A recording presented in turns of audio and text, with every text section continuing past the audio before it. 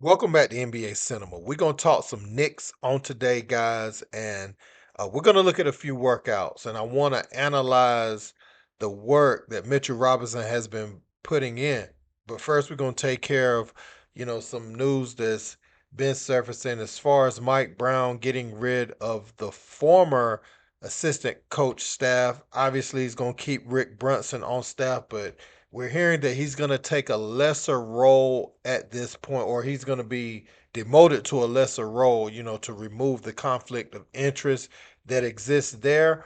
But, he's going to bring in his own guys. And, this Knicks team has a chance to do something special. You look around the league, you look at Tatum being out, Halliburton's going to be out. This is an opportunity for them to get to that next level. But you do have the Pistons. You have some up and coming teams. Also, some the changes Atlanta has made, bringing in Kristaps Porzingis. This offseason as well. You do have a few teams that will be lurking, but the Knicks is the team with the most experience that comes into the season the healthiest. Let's get into Jalen Brunson's workout first because he's determined. I think he knows what this moment means for the organization, and he's taken time to really put himself in the best position, to lead them back to the finals. Let's be.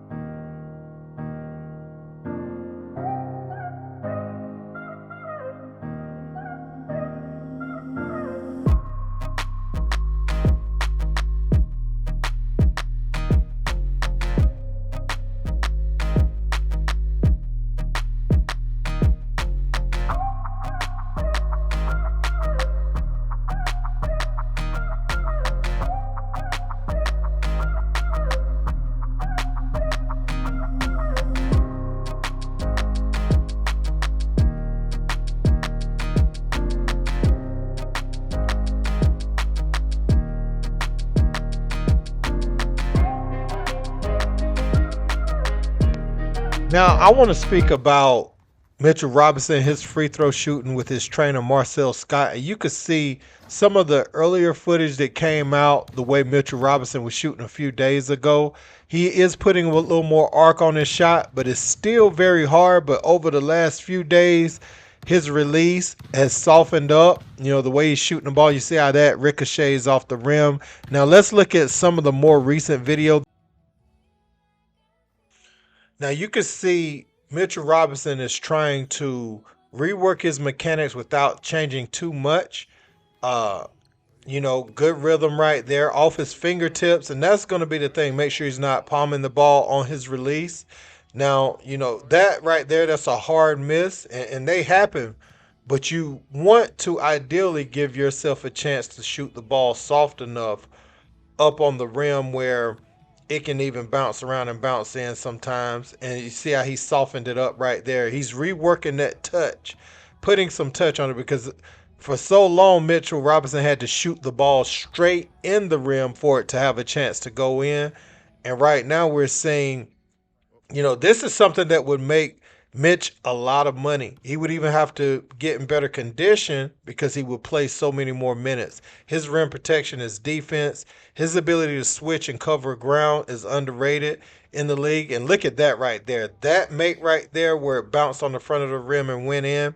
You didn't get those soft bounces like that from Mitchell Robinson last year. And so I really want to highlight this because I'm interested to see if he can even become a 65% free throw shooter. That would change everything for him.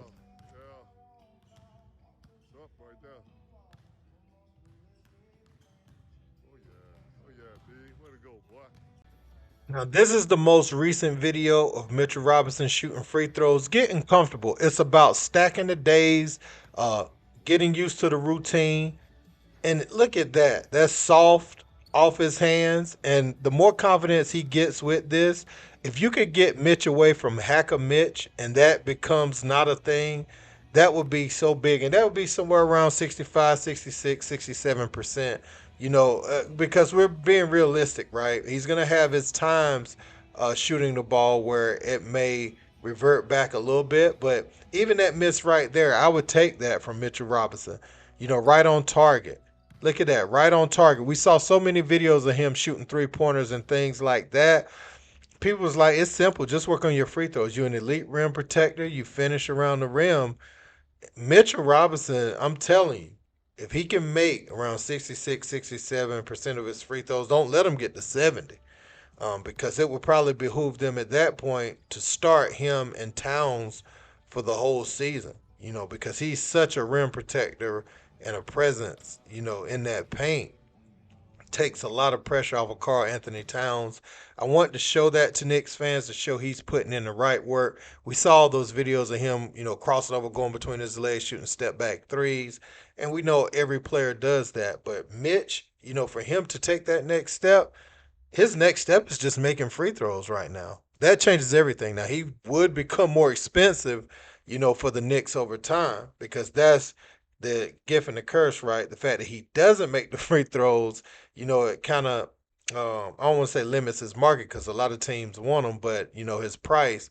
But if Mitch, again, if he becomes a 72% free throw shooter, it's going to get crazy for him. It's going to get crazy. And I think Mitchell Robinson, he showed his impact, his key to success, especially, say if Joel Embiid is relatively healthy uh, next season, he is such a big commodity, against that type of matchup. If he's making free throws and doing everything he can do defensively, and the amount of rebounds he can get in a short span of time, you can get 3 and 4 opportunities with him on the floor, and that's what all Knicks fans know. So the frustration comes in when you see what happened in the Boston season, where they're hacking a Mitch to have to get him off the floor. Rick Carlisle, he goes to it, to get him off the floor at times, and it's because he's so dominant, and there's no answer for him with what he does. I mean, he's strong. He keeps high hands on the rebounds, and he has strong hands on his rebounds, underrated hands. So if he just work on finishing through contact, making free throws. Sky's the limit for him. Now, as far as the Knicks, one thing I found interesting was they said they want to play faster. And I look at Jalen Brunson, you look at Villanova, they didn't play fast. They grinded you down, on the defensive end. And they're a really tough team. You look at even Dallas, when Luka's on the floor, they didn't play fast. So what does that mean? What does that mean they want to play fast? They're talking about hit aheads because he don't have a point guard like De'Aaron Fox on the team. So you're going to be hitting ahead to wings in transition. I know one of the things OG Anunoby wanted was more touches, but sometimes like I see OG get out in transition, but he don't really have any moves. He don't have that maneuverability around defenders. But if you get him streaking, he can take off and finish. And sometimes those are just the plays that can get you going. I think Mikal Bridges can do a lot in the open court because he doesn't have to get all the way to the rim. If he gets like 8 to 10 feet from the basket, I count that as 2 points every time Mikal Bridges takes a little mid range jumper. But he also can create and throw down that dunk like he did on Cade and them in the playoffs. That left handed finish that was sensational. I think the players will be more engaged on both ends more often, especially you start seeing the ball hit ahead. Also, here Tyler Kolek is gonna get more minutes. He had a rough summer league, but you can't really judge that too much. I don't think he was able to get the reps he needed to get his rookie year. There were times I felt like he could have played a little bit more. Um, some of those campaign minutes, but then DeLon Wright came in and did decent in the playoffs, so shout out to him as well. But yeah, man, I'm excited about what the Knicks could potentially do this year. They didn't make any moves, and Giannis is still kind of dangling out there, but not. Seems like he's going back to Milwaukee, but there's still this thing like, are they really? Is he really going to be happy there not having an opportunity to compete? They brought in Miles Turner and they re-signed basically the guys they had, so this doesn't really change a whole lot for them. Um, but that would be a deal that would probably include Mitch. And I'm telling you, if Mitch can make his free throws, uh, they may be just fine with the personnel that they have. You may have to change some roles around on this team. Whereas Josh Hart was just a penciled in starter all year last year, you probably could move him back to the bench. um, Someone else step up. Hopefully, Dadier, some of those guys are ready for more minutes this year. And I'm not even certain that they weren't. Some guys weren't ready, for 5 or 10 minutes here or there last year. It's just Thibs. He's not going to win you a championship. Knicks fans, I know some of y'all are upset and saying he got this far for the first time in a long time, but you can't look at it like that. You're never going to win a championship with Thibs. He's going to run guys into the ground, and he's just going to play too short of a bench. He tried to do it in the playoffs, and it's just too late at that point. Other guys have been, like the Indiana guys, they've been playing their bench minutes regularly all season. You can't equate that to somebody saying, "Oh, hey, get out there. You hadn't played all playoffs. You barely played during the regular season, but now I need 15, 20 minutes from you." That's just not good coaching. He is good at some things as far as coaching, and he was good for this group at a time. But now it's time to move on. And Mike Brown, I want to say this for him. This isn't a situation where you've got, 2 years to get it going. Like, you're expected to try to compete for a championship right away. That's why they hired a seasoned coach like that, um, because he knows what comes with this. When they didn't want to hire a new guy, there's a guy, he knows his expectations, and he knows he's out the door in 2 years if they show any sign of regression. And regression is, um, just not getting past the conference finals. You know what I'm saying? You have to get to the NBA finals, especially this year. You might not even get 2 years with the situation that's going on. Miles Turner is now a Milwaukee Buck. Tyrese Halliburton is going to be out for the Pacers. That takes them completely out of contention, I believe, next year, um, for the opportunity to return to the NBA finals. Now, they did add Jay Huff. I like him as a discounted guy who can stretch the floor and do some of the same things as far as blocking shots that Miles Turner did. But um, you look at that, you look at how the Celtics have disbanded. You have Jalen Brown and Derek White suiting up, but it's a lot of changes around that team. They don't have Al Horford, they don't have Porzingis, they won't have Tatum.